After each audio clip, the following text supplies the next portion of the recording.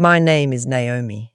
I am 62 years old, and I always believed that blood meant something, that whatever else went wrong in life, your children were the one thing you could count on. That belief died on a Tuesday morning in March, when I opened a letter from the bank addressed to me at my son's house and discovered he had borrowed $127,000 in my name, without my knowledge, without my signature, without a single word to me about it. My son did that, and he might have kept doing it for years longer if the bank hadn't mailed the delinquency notice to the wrong address. Let me back up, because you need to understand how I ended up in Stuart's house in the first place. That part matters more than it might seem. My husband Gene passed away 4 years ago from a heart attack. It was fast, too fast, the kind that doesn't give you a chance to say goodbye or prepare yourself for what comes next. We'd had a modest house in Tempe that I'd lived in for 22 years, and after he died, I rattled around in it like a penny in an empty jar. I was still teaching 3rd grade at the time, but I was 58 years old and grieving, and every room in that house had something of Gene in it. His coffee mug still on the counter, his reading glasses on the nightstand, his handwriting on the calendar. Stuart called me about 3 months after the funeral. He was thoughtful about it, I'll give him that. He didn't rush me, didn't push. He said that he and his wife Tanya had been talking, and they wanted me to come stay with them in Phoenix. They had the space. The guest room was just sitting there, and it wasn't good for me to be alone. "We want you close, Mum," he said. "We want to take care of you." I should have read more carefully into the phrase, "take care of." I sold the Tempe house. After 34 years of teaching elementary school, my retirement was comfortable but not extravagant. And with Gene's life insurance, I came out of the sale with a little under $340,000. I told Stuart about the money. I was not cagey about it. He was my son. He suggested I contribute to some home improvements they'd been putting off and let him help me manage the rest. He had always been good with numbers, had worked in commercial real estate since his late 20s, and I trusted that completely. I wrote a check for $85,000 toward a kitchen renovation and a new roof on their Phoenix house. I kept the rest in a separate savings account. Gene had always said, "Don't put everything in one place." I listened to that at least.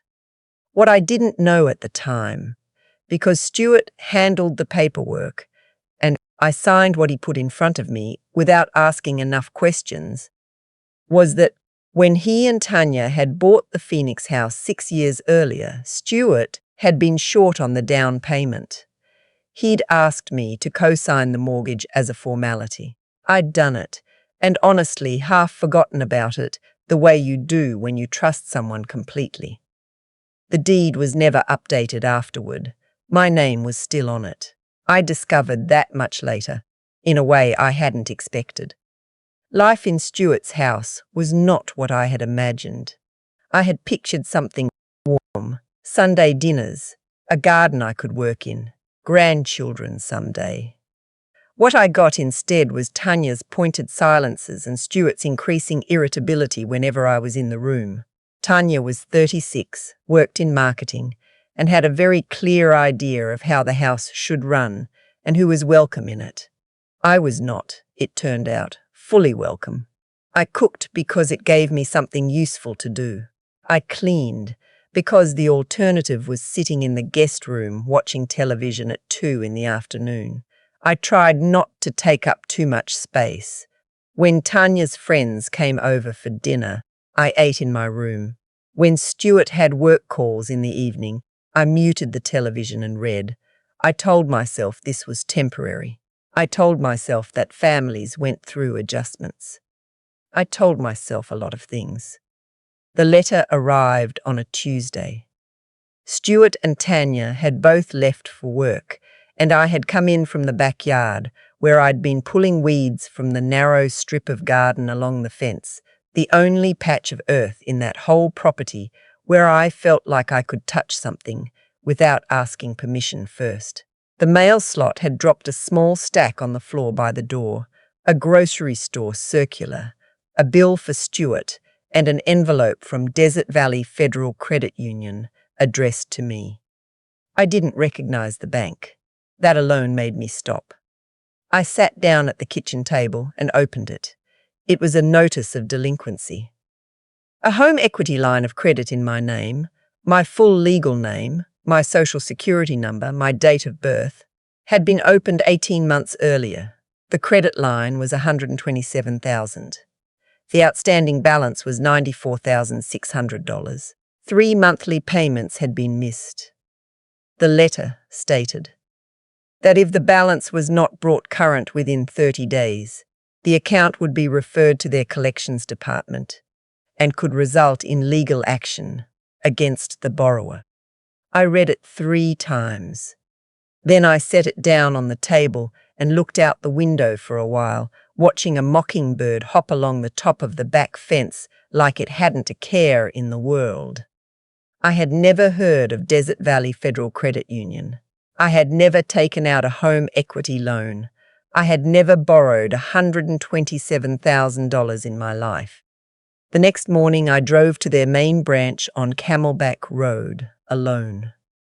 I told the branch manager that I had received a delinquency notice for a loan I had no knowledge of and needed to see the account documents.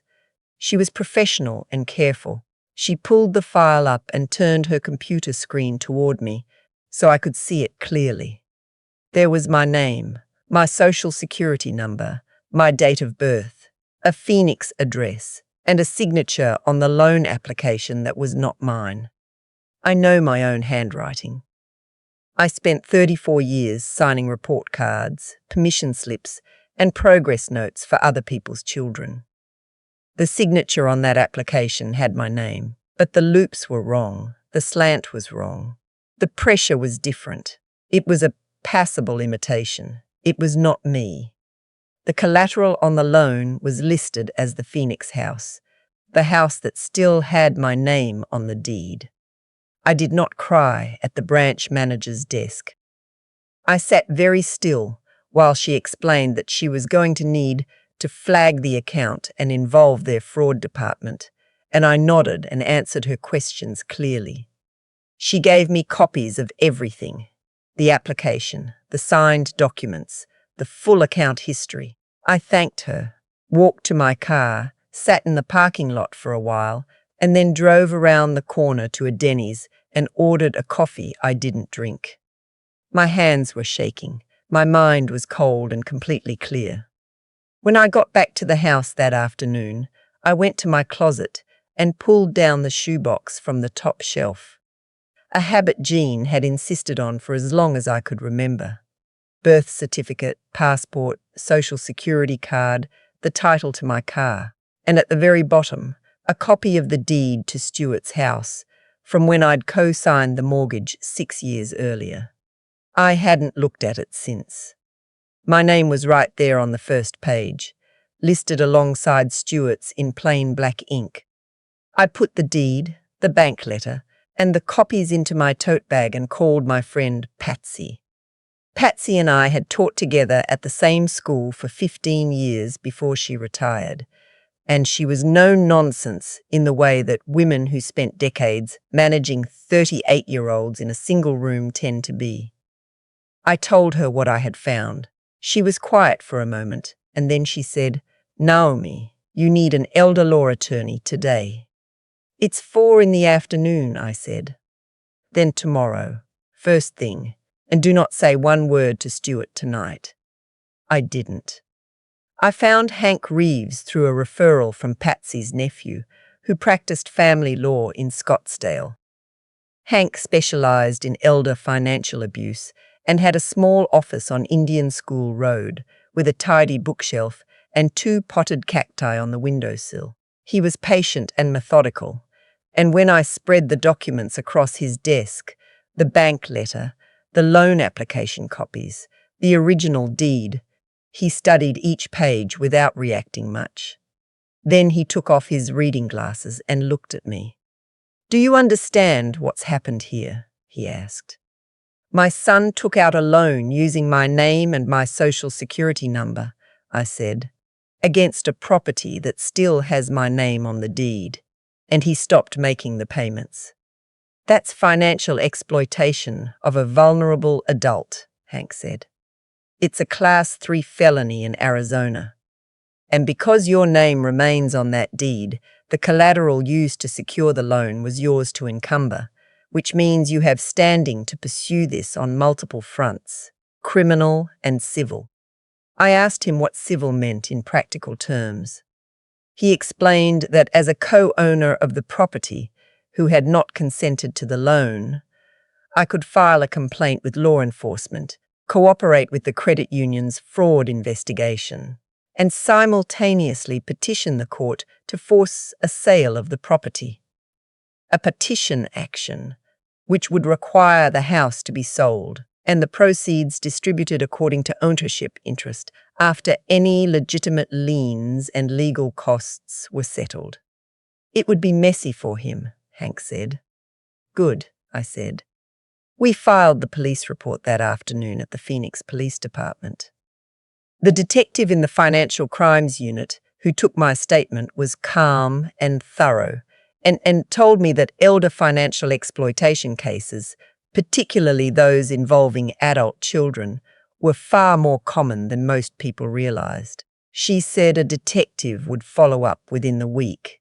That same afternoon, Hank sent a certified letter to Desert Valley Federal Credit Union, notifying them that his client was the victim of identity theft and loan fraud, that the signature on the application had been forged, and that we were cooperating fully with law enforcement. The credit union froze the account within 24 hours. I went home that evening, made a simple dinner, ate in my room, and slept better than I had in months. The detective came to see me 4 days later, while Stuart was at work. She sat at the kitchen table with a notepad and asked methodical questions for almost an hour. She told me the credit union had already turned over their internal documentation, including security camera footage from the branch where the loan had been originated. The signature on the application did not match the notarized samples they kept on file. They were cooperating fully with the investigation. Stuart found out 12 days after I'd filed the police report. Not from me, from his own bank, which had been contacted as part of the investigation and had flagged several of his accounts as a result. He came home in the middle of a Thursday afternoon, which he never did, and found me on the back porch with a book. He stood in the doorway with his phone in his hand and his face the color of concrete. "What did you do?" he said. I looked up. "I filed a police report for the fraudulent loan taken out in my name." He stepped outside and pulled the door mostly closed behind him, lowering his voice the way he always did when he didn't want the neighbors to hear. "Mom, that was a business decision. I was going to pay it back. I needed capital for a deal that was taking longer to close than I expected. It was temporary." "You used my social security number," I said. "You forged my signature." "I didn't forge anything. I made a judgment call. It was an emergency situation." "Stuart," I said, "a judgment call is choosing which route to take on the freeway. What you did is a felony." His expression shifted then, from the plea he'd been building toward something colder. The look he got right before he decided whatever you were saying wasn't worth engaging with. "You should have come to me first. This is a family matter." "I went to the right people first," I said. He went inside. I heard him on the phone with Tanya, his voice fast and tight. Then the front door opened and closed. His car started. He didn't come home that night. Tanya came home at 6. She walked through the kitchen without speaking. I heard her on the phone in the bedroom for a long time, and then she came out and stood in the kitchen doorway with her arms crossed over her chest. You could have destroyed his career, she said. Do you understand that? I poured myself a glass of water. He did that himself, Tanya. He's your son. He stole from me, I said. He used my name, my social security number, and my credit without my knowledge or permission. I didn't do anything wrong here. She looked at me for a moment with an expression I couldn't fully read. Then she went back to the bedroom. 3 weeks later, Tanya was gone. She left on a Saturday morning with 2 suitcases and her gym bag, and she did not say goodbye. I don't know whether their marriage had already been failing, or whether the investigation was simply the last weight on something that had been cracking for a long time. I suspected some of both. I did not feel sorry for her. In the meantime, I had moved in with Patsy in Mesa. She'd insisted the day after I'd filed the police report, and I'd accepted because I was no longer willing to live in a house where I woke up every morning feeling like an intruder in my own family. Her guest room smelled like lavender sachets and looked out onto a courtyard full of Palo Verde trees in bloom, and I slept in it for 3 months and never once felt like a burden. Stuart was formally charged in April. Financial exploitation of a vulnerable adult and forgery, both felonies under Arizona law. His attorney contacted Hank and offered repayment of the full amount if I agreed to withdraw my cooperation with the investigation. I asked Hank how to say no in legal terms. He drafted the letter himself. The partition action moved forward in civil court. The house was ordered listed for sale. Stuart's attorney argued. The court was not moved.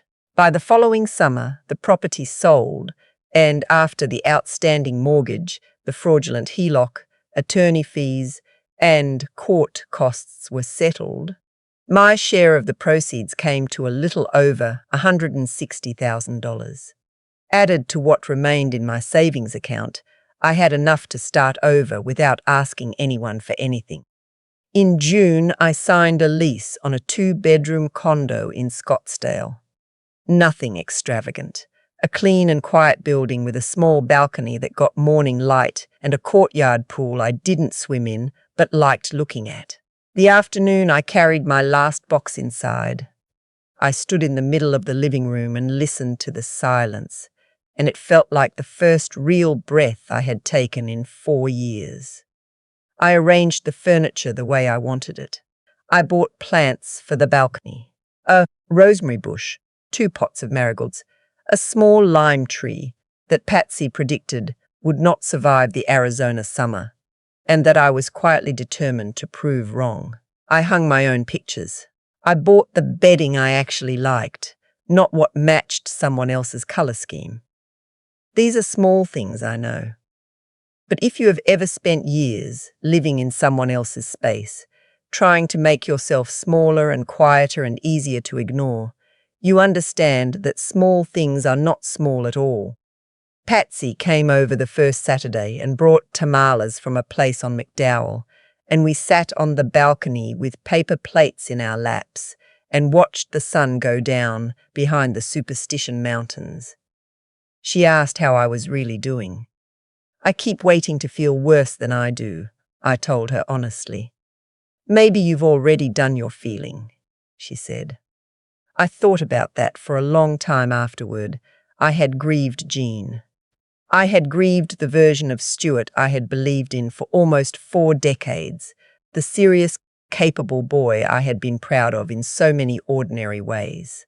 Somewhere between the bank branch on Camelback Road and Hank's office on Indian School Road, I had let go of that version, not with noise. Quietly, the way a season changes, you look up one day and the light is just different from what it was before. In the fall, I started volunteering with a local program that helped older adults understand their financial rights and recognize the early signs of elder financial exploitation. The caseworkers there were young and genuinely passionate and stretched thin, and they were glad to have someone who could sit with a frightened 75-year-old woman in a waiting room and explain patiently and without judgment, what a credit report was and why it mattered. I was good at that. 34 years of finding the right words for people who are confused and a little scared teaches you something that you don't lose.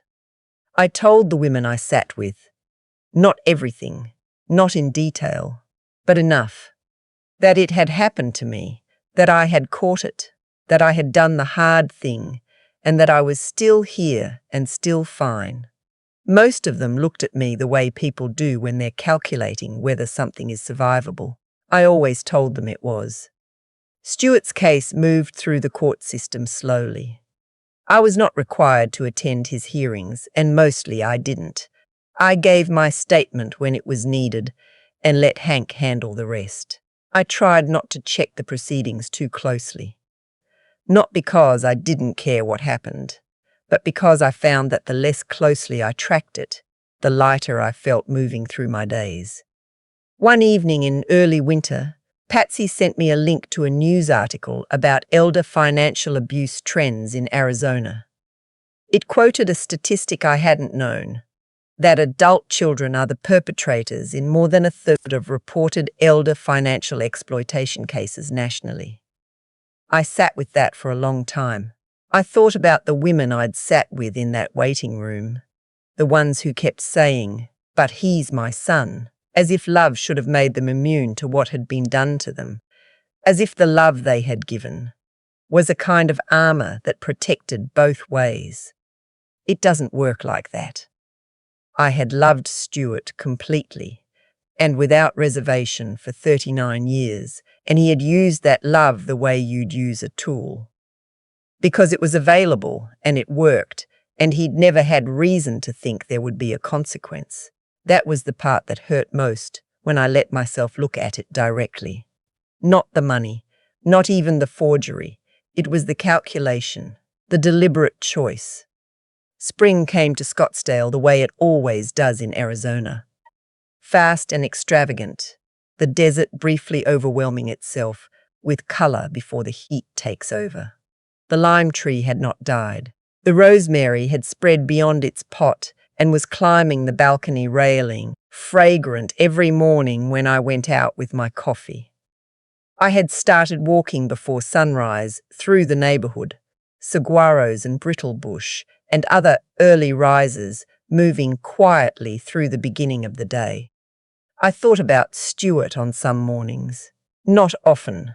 A random flash of something specific, the way he used to make scrambled eggs as a teenager, very precise about the order he added things to the pan. The time he called me from college at 2 a.m. because he'd had a nightmare and was embarrassed about it, but needed to hear my voice. These memories came the way old memories do, when you've made your peace with them.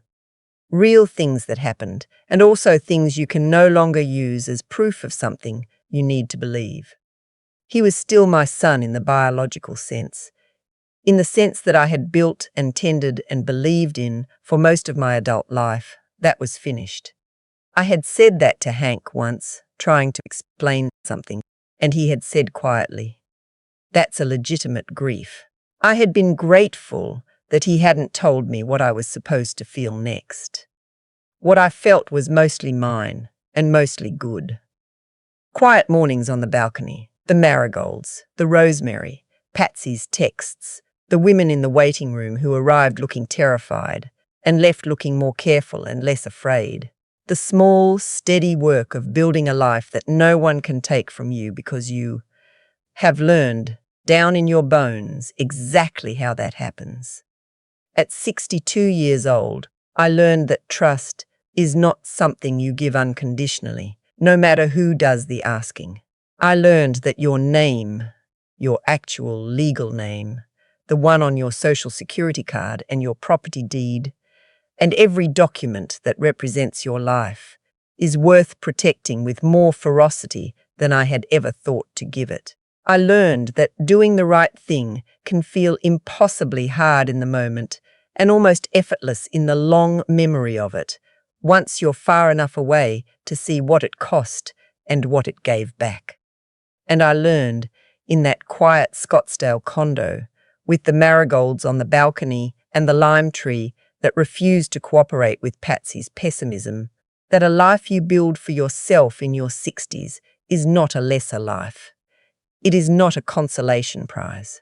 It is, if you are honest and willing to let go of what broke you, exactly the life you deserved to be living all along. If you are a woman who has been where I was, living in someone else's space, signing documents you didn't fully read, telling yourself that family makes it safe, I want you to hear something clearly. Your name belongs to you. Your credit belongs to you. Your social security number, your signature, your money, your story, all of it belongs to you. If someone has taken any of those things, there is a number you can call. There are people who will believe you. There is a way through that is cold and legal and entirely yours to take. I know, because I took it. And on the other side of it, there are marigolds in the morning sun, and they are mine.